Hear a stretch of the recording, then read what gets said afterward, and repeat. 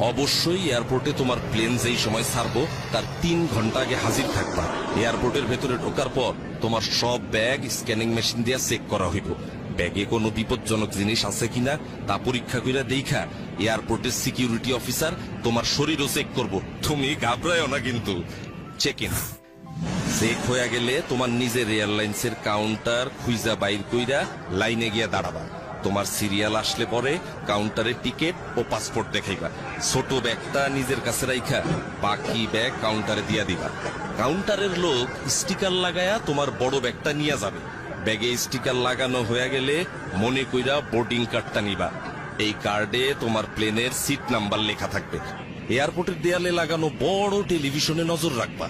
সেখানে তোমার প্লেন ছাড়ার সময় আর কোন গেট দিয়ে প্লেনে উঠবা তা লেখা থাকবে।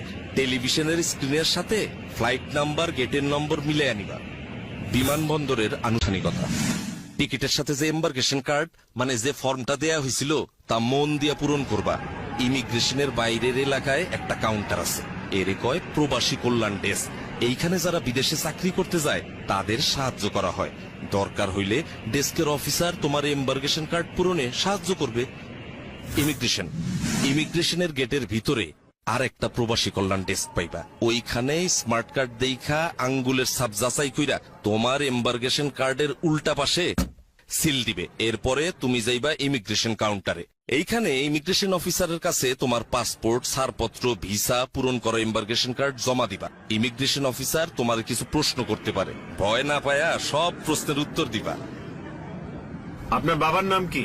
মোহাম্মদ আলী আকবর। বিদেশে কেন যাচ্ছেন? চাকুরি করতে যাইতেছি, ওয়েল্ডিং এর কাজ। কম্পিউটারে রেকর্ড রাখার জন্য ওনারা তোমার ছবি তুলতে পারে, এতেও ঘাবড়ানোর কিছু নাই।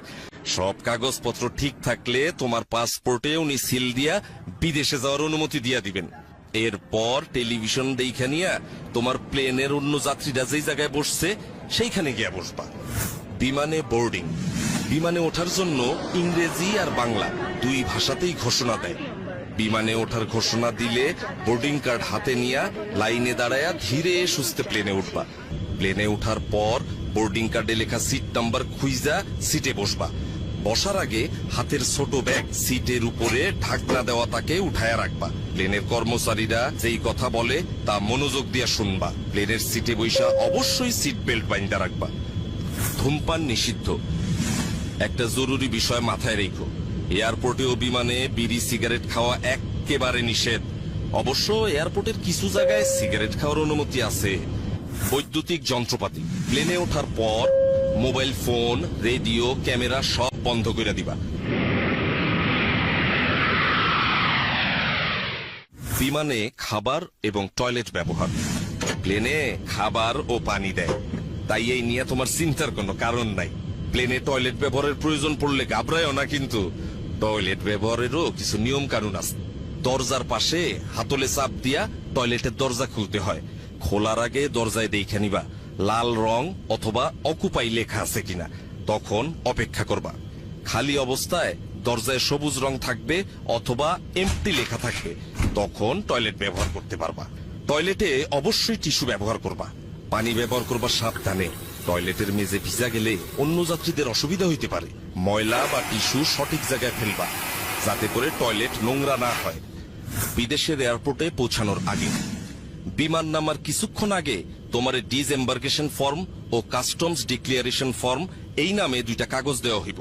ডিসএম্বার্কেশন ফর্মে যেই দেশে যাইতেছো সেই দেশে তোমার নাম ঠিকানা লিখবা। আর কাস্টমস ডিক্লিয়ারেশন ফর্ম হইল তুমি যদি ওই দেশে এমন কোন জিনিস নিয়ে যাও যার জন্য ট্যাক্স দিতে হবে তা জানানোর ফর্ম। ফর্ম পূরণে কোনো অসুবিধা হইলে বিমানের লোক অথবা পাশের যাত্রীর কাছ থেকে সাহায্য চাইতে পারো। বিদেশের এয়ারপোর্টে ইমিগ্রেশন, প্লেন থেকে নামার পর ওই দেশের এয়ারপোর্টে ঢুইকা দেখবা সামনে ইমিগ্রেশনের লম্বা লাইন। এইখানে তোমার ওই দেশে ঢোকার অনুমতি দিব। লাইনে দাঁড়াবার সময় 5টা জিনিস অবশ্যই নিজের সাথে রাখবা। 1 পাসপোর্ট, 2 ভিসা, 3 চাকরির চুক্তিপত্র, 4 পূরণকৃত ডিসএম্বার্কেশন ফর্ম, 5 পূরণকৃত কাস্টমস ফর্ম। ইমিগ্রেশন অফিসার কাগজপত্র পরীক্ষা করে সঠিক পাইলে তোমার পাসপোর্টে তারিখ সহ সিল দিয়া দিবেন। ব্যাগ সংগ্রহ, ইমিগ্রেশনের কাজ শেষ কইরা নিজের ব্যাগ খুঁজে নিতে হবে। মালামাল যেখানে আসে সেই কনভেয়ার বেল্টের উপরে এয়ারলাইন্সের নাম ও ফ্লাইট নাম্বার দেওয়া থাকে, তা ভালোভাবে দেইখা নিয়ে সঠিক বেল্টের সামনে গিয়ে দাঁড়াইবা। কনভেয়ার বেল্ট থেকে নিজের ব্যাগ চিনলে সাবধানে বেল্ট থেকে নামাইতে হইব, যাতে অন্য কোনো যাত্রী আঘাত না পায়।